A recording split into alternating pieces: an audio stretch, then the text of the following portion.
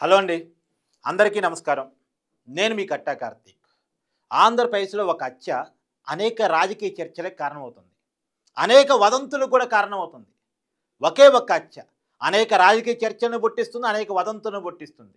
మరి ఈ వదంతులు, రాజకీయ చర్చలు ఎవరు పుట్టిస్తున్నారు? దాని వెనకాల ఉన్న కారణాలేంటి? దాంట్లో ఉన్న వాస్తవాలేంటి? మాట్లాడుకునే ప్రయత్నం చేద్దాం. రాయుడు అలియాస్ శ్రీనివాస్, కోట వినిత, కోట చంద్రబాబు వీళ్ళ దగ్గర పిఏ కమ్ డ్రైవర్గా పనిచేస్తున్నటువంటి వ్యక్తి. దాదాపు కొన్ని సంవత్సరాలుగా పనిచేస్తున్నారు. వీళ్ళు జనసేన పార్టీకి పర్టికులర్గా శ్రీకాళహస్తి నియోజకవర్గానికి ఇన్ఛార్జిగా ఉన్నారు. 2019లో జనసేన పార్టీ తరఫున ఎమ్మెల్యేగా పోటీ చేశారు, ఓడిపోయారు. డిపాజిట్ కూడా రాలేదు. కానీ మొన్న ఎన్నికల్లో ఎంఐకే టికెట్ వస్తుందని ఏం ఆశించారు? కానీ పొత్తులో భాగంగా టీడీపీకి ఆ టికెట్ వచ్చింది, బొజ్జల సుధీర్ రెడ్డికి ఆ టికెట్ వచ్చింది. దాని చేత ఈమెకి బొజ్జల సుధీర్ రెడ్డి అంటే నచ్చదు, పడదు. ఈమె బొజ్జల సుధీర్ రెడ్డికి వ్యతిరేక వర్గంగా ముద్రపడి ఉన్నారు. అక్కడ శ్రీకాళహస్తిలో జనసేనకు కూడా 2 వర్గాలు ఉన్నాయట. ఈమె బొజ్జల సుధీర్ రెడ్డికి వ్యతిరేకమైన వర్గం, ఆమె మీద కోపంతో ఉన్నటువంటి వర్గం. సరే, పొత్తులో భాగంగా ఎన్నికలప్పుడు కోఆపరేట్ చేశారట. కానీ కూటమి గెలవాలన్నారా తప్ప ఎక్కడ కూడా బొజ్జల సుధీర్ రెడ్డి గెలవాలని ఏమనలేదంట. అక్కడ ప్రజలే చెప్తా ఉన్నారు. సరే, ఏది ఏమన్నా అది ముగిసిపోయిన అధ్యాయం. బొజ్జల సుధీర్ రెడ్డి గెలిచాడు. అయితే బొజ్జల సుధీర్ రెడ్డి ఈమె మీద పగ పెట్టుకోవాల్సిన అవసరం లేదు. ఎందుకంటే ఈమె ఎమ్మెల్యే క్యాండిడేటు కాదు. ఇప్పుడు ఎన్నికలు లేవు. అతనికి రాజకీయ ప్రత్యర్థి కాదు. ఇప్పుడు ఎన్నికలు లేవు. కానీ ఇప్పుడు బొజ్జల సుధీర్ రెడ్డికి ఈమెకి వివాదాన్ని రేపి ఈమె చేసిన హత్యని బొజ్జల సుధీర్ రెడ్డి చుట్టూ తిప్పాలని చూస్తూ ఉన్నారు. దాంట్లో చాలా కారణాలు ఉన్నాయి. మీకు క్లియర్గా ఎక్స్ప్లెయిన్ చేసే ప్రయత్నం చేస్తాను. ఒక మర్డర్ జరిగింది, ఎవరో చేశారు. ఆ చేసిన వాళ్ళు దొరికారు. ఫస్ట్ ఆ హత్య నేను చేయలేదు అని తప్పించుకోవడానికి చూస్తారు. కానీ ఆధారాలు ఉన్నాయి, క్లియర్గా దొరికిపోయారు. దొరికిపోయిన తర్వాత ఎందుకు చేసావన్నప్పుడు మాత్రం ఏదో కాకన్బర్ స్టోరీ అల్లుతారు. ఎందుకు కాకన్బర్ స్టోరీ అల్లుతారు అంటే పడే శిక్ష నుంచి తగ్గించుకోవడం కోసం. సమాజంలో హత్య చేశారంటే ఒక రకమైన చూపు ఉంటుంది కదా, ఆ చూపు లేకుండా సానుభూతిని పొందడం కోసం.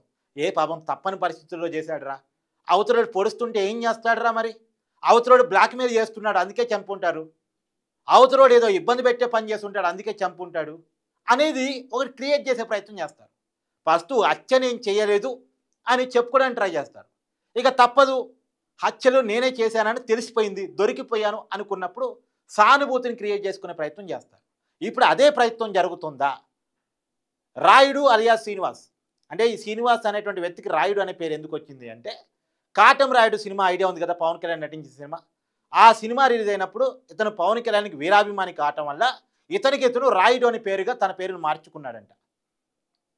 పవన్ కళ్యాణ్ మీద అభిమానంతో చదువుకున్న యువకుడైనప్పటికీ కూడా ఈమె దగ్గర మొదట్లో 5,000కే కారు డ్రైవర్గా జాబ్ జాయిన్ అయ్యాడంట. ఈమె దగ్గరే జాయిన్ కావడం అనుకున్న కారణం ఏంటంటే ఆ నియోజకవర్గానికి జనసేన ఇన్ఛార్జిగా ఉన్నారు కాబట్టి ఈమెకి దగ్గరగా ఉంటే పవన్ కళ్యాణ్ని కూడా దగ్గర నుంచి చూడొచ్చు, చిరంజీవిని దగ్గర నుంచి చూడొచ్చు అనే కారణం చేత వాళ్ళ మీద ఉన్న అభిమానంతో ఈమె దగ్గర పనికి జాయిన్ అయ్యాడంట. కారు డ్రైవరు, సహాయకుడు, వంట మనిషి, ఇంటి మనిషి అన్నీ తానే వివరించేవాడంట. వీళ్ళు చెప్తున్న లెక్కల ప్రకారం 2019 నుంచి పనిచేస్తున్నాడు. కానీ మనకు అందుతున్న సమాచారం మేరకు అంతకన్నా ముందు నుంచి పనిచేస్తున్నాడు. వీళ్ళు చెప్తున్న వివరాల ప్రకారం 6 సంవత్సరాలు. కానీ అంతకన్నా ముందు దాదాపు 10-15 సంవత్సరాల నుంచి వాళ్ళ ఇంట్లోనే అతను పనిచేస్తున్నాడు అనేది మనకు తెలుస్తూ ఉంది. వీళ్ళ సోషల్ మీడియా అతనే చూస్తాడు, వీళ్ళకి సంబంధించిన అన్ని వ్యవహారాలు అతనే చూస్తాడు. అయితే ఇప్పుడు అతన్ని వీళ్ళు చంపాల్సి వచ్చింది. చంపడానికి ఉన్న కారణాలు ఏంటి అనేది ఇంకా కరెక్ట్గా మనకు తెలియదు. పోలీసులు ఇన్వెస్టిగేషన్ చేస్తూ ఉన్నారు. కానీ కారణాలు ఇంకా రాకముందే బయటే ఈమెకున్నటువంటి అనుచరులు కావచ్చు, మనుషులు కావచ్చు, బంధువులు కావచ్చు, ఈమె వర్గానికి సంబంధించిన మనుషులు ఒక ప్రచారాన్ని మొదలుపెట్టారు. ఏంది, ఈమెకి బొజ్జల సుధీర్ రెడ్డికి పడదు కాబట్టి బొజ్జల సుధీర్ రెడ్డి వీళ్ళ PA come driver Srinivas come alias రాయిని ట్రాప్ చేశారని, అతనికి డబ్బులు ఆఫర్ చూపించారని, ఆ డబ్బులు ఆఫర్ చూపించడం వల్ల మొబైల్లో ఈమెకు సంబంధించినటువంటి కొన్ని వీడియోలు తీశాడని, అభ్యంతరకరమైన వీడియోలు తీశారని, అవి వాళ్ళకి పంపిస్తున్నాడని, ఆ విషయంలో ఒకసారి పట్టుబడ్డాడని, పట్టుబడేసరికి నిలదీసేసరికి ఒప్పుకున్న తర్వాత మొన్న జూన్ 15న ఇతను ఉద్యోగం నుంచి తీసేశారని. మరి ఒకవేళ ఉద్యోగం నుంచి తీసేయటం నిజమైతే, ఉద్యోగం నుంచి తీసేసిన తర్వాత అఫీషియల్గా జూన్ 15వ తారీఖున ఒక ప్రకటన జారీ చేసిన తర్వాత మళ్ళీ ఇతన్ని చంపాల్సిన అవసరం ఎందుకు వచ్చింది? వీళ్ళే చెప్తున్నారుగా వీళ్ళ ఫోటోలు డిలీట్ చేయించుకున్నామని. మళ్ళీ వీళ్ళు ఒక కొత్త కథ ఏంటంటే మళ్ళీ ప్రాణభయం ఉందని మళ్ళీ అతనే వీళ్ళ దగ్గరకు వచ్చాడంట.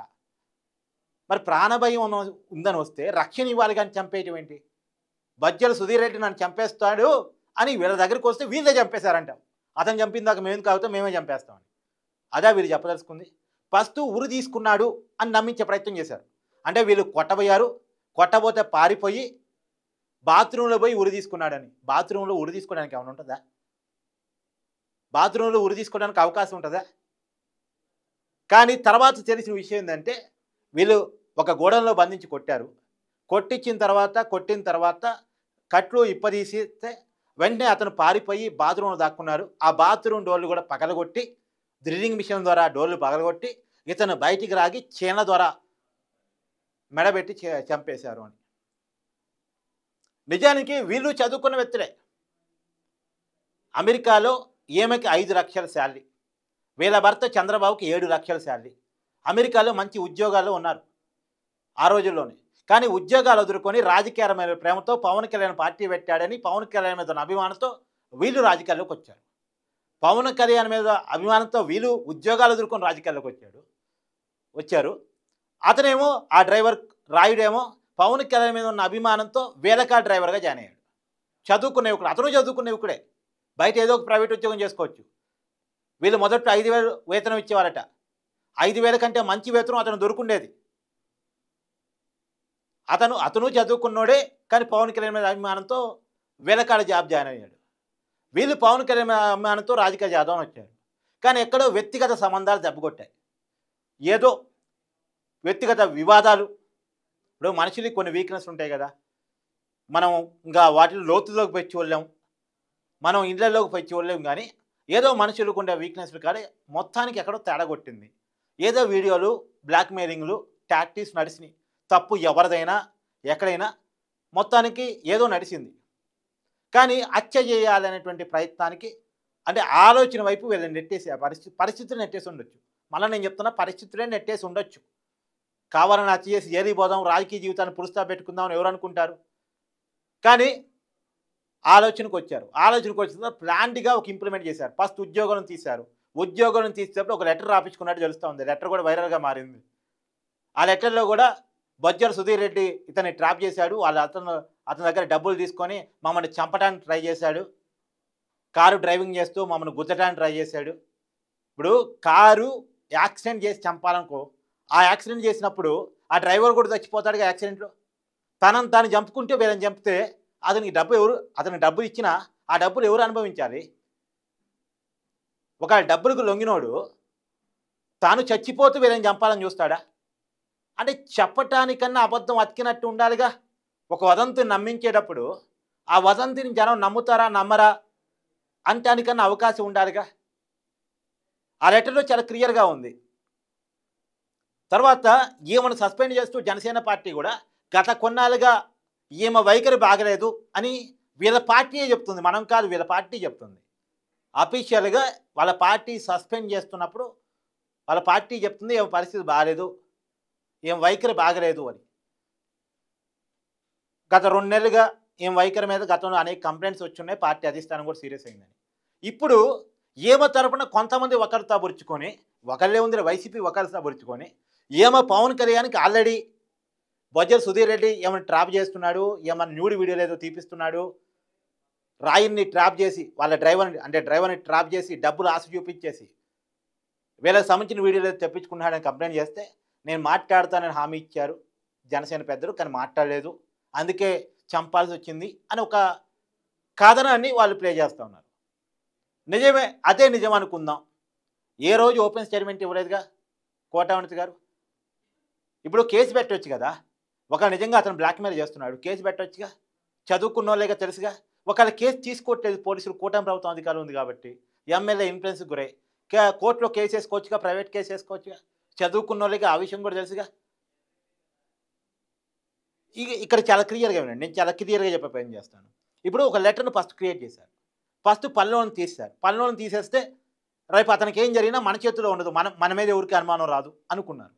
తర్వాత పనిలోని తీసేసిన తర్వాత కొన్ని రోజుల పాటు కాము ఉండి ఓ రోజు 5 డే పట్టుకుని వచ్చారు. పట్టుకుని వచ్చి మళ్ళీ గోడంలో పడేసి కొట్టేశారు, చంపేసి దాకా పోయిందేవారు. అంటే ఇదంతా ప్లాన్డ్. చంపేద్దాం అనుకునే ఉద్యోగులను తీశారు. అందుకే లెటర్ రాపించుకున్నారు. వాళ్ళ కుటుంబ సభ్యుని సాక్షిగా పెట్టారు. కానీ వాళ్ళ ముందే సంతకాలు పెట్టి అప్పటికే వాళ్ళ చెల్లి చెప్తా ఉంది. ఆ రోజు కూడా మాట్లాడదామని పోతే అటుపక్క ఒకళ్ళు ఇటుపక్క ఒకళ్ళు కూర్చొని మధ్యలో ఇతను పెట్టారంట. అంటే ఇతను ఏమన్నా వాళ్ళ చెల్లికి చెప్తాడేమో. నిజానికి నడిచినంతకాలం వీళ్ళ మధ్య మంచి సంబంధాలు నడిచాయి. మన క్లియర్గా వీళ్ళ సోషల్ మీడియా అకౌంట్స్ మనం చెక్ చేసుకున్నా ఫస్ట్ రాకి ఈమె చేతే కట్టించుకునేవాడంట. వాళ్ళ సిస్టరే చెప్తా ఉంది. తర్వాతే వాళ్ళ సిస్టర్తో కట్టించుకునేవాడంట. ఈమెకి బట్టలు పెట్టేవాడంటే ఆ బట్టలు పెట్టిన ఫోటోలు కూడా సోషల్ మీడియాలో సర్క్యులేట్ చేసుకునేవాడంట. మళ్ళీ బయట ఉన్న వదంతేమో ఇంకో రకంగా ఉంది. మరి సరే, ఏది ఏమైనా మనకి ఇది నిజం అది అబద్ధం అని తెలియటానికి ఏం లేదు. కానీ చనిపోయినోడి మీద నిందలేసామనుకోండి, వాడు పలానోడి డబ్బులకు లొంగాడు, పలానోడి ట్రాఫిక్ లొంగాడు, అతను బ్లాక్మెయిల్ చేశాడు, అందుకే చంపాల్సి వచ్చిందని అతని మీద నిందలు నిలిచామనుకోండి, అతను వచ్చి నిరూపించుకోలేడుగా. ఇప్పుడు రాయుడు కుటుంబ సభ్యులు కూడా చాలా భేదోళ్ళు. వాళ్ళు వచ్చి రాయుధం పెట్టుకొని లేదు లేదు మావాడు ఇలాంటివాడు కాదు, మావాడు అలాంటివాడు కాదని ప్రూవ్ చేసుకోలేరు. బలహీనత అది. కాబట్టి ఇప్పుడు ఆ రాయుడి మీద ఎన్ని నిందలేసినా ఏం కాదు, ఆ రాయుడి పేరుతో మన రాజకీయ ప్రత్యర్థి మీద ఎన్ని నిందలేసినా ఏం కాదు. కానీ ఈ రాజకీయ చలిమంటల్లో వైసీపీ చలి కాచుకుంటా ఉంది. చూసారా, ఒక టీడీపీ ఎమ్మెల్యే జనసేన ఇన్ఛార్జిని ఏం చేశాడో చూసారా? రేపు మిగతా జనసేన ఇన్ఛార్జీలు కూడా పరిస్థితి ఇదే అని టీడీపీకి జనసేనకి గ్యాప్ తీసుకురావాలి ఇదే అంశాన్ని పట్టుకొని అని వాళ్ళ ప్రయత్నం వాళ్ళు చేస్తున్నారు. ఇప్పుడు టీడీపీని జనసేనని విడగొట్టడానికి ఈ రోజు వరకు ఏ అంశమో దొరకలే. ఒకసారి చంద్రబాబు నాయుడు పవన్ కళ్యాణ్ ఎత్తట్లేదన్నారు, దానికి పవన్ కళ్యాణ్ గారికి రాటి ఇచ్చారు. ఒకరోజు కేబినెట్ మీటింగ్ రాలేదు, పవన్ కళ్యాణ్ అడిగాడన్నారు, దానికి పవన్ కళ్యాణ్ రాటి ఇచ్చాడు. ఇవన్నీ వదంతులు క్రియేట్ చేసే అవకాశం లేకుండా అడిగినోళ్ళకి అడగనోళ్ళకి అవకాశం ఉన్నా అవకాశం లేకపోయినా సభ ఏదైనా చర్చ ఏదైనా ఒక మాట చాలా క్లియర్గా పవన్ కళ్యాణ్ చెప్తున్నారు. 15 సంవత్సరాలు మేము కలిసే ఉంటాం, ఇంకొక 10 సంవత్సరాలు పైగా చంద్రబాబు నాయుడు గారు సీఎంగా ఉంటారు, ఇంకా ఈ స్కోప్ లేదుగా. ఇక పవన్ కళ్యాణ్ అడిగాడని చెప్పడానికి జనసేన టీడీపీ మధ్య గ్యాప్ వచ్చిందని చెప్పడానికి అవకాశం లేకుండా పవన్ కళ్యాణ్ చెక్ పెట్టేస్తున్నాడు. ఇంకెందుకులే మనమే చెప్పేద్దాం, అడిగిన వాళ్ళకి అడగకపోయినా చెప్పేద్దాం, ఇక వైసీపీ చేసే ప్రచారం జనం నమ్మరు కదా అని పవన్ కళ్యాణ్ అవకాశం ఉన్న ప్రతి చోట ఈ మాట చెప్తా ఉన్నాడు. ఇప్పుడు ఏదో ఒకటి చేయాలి.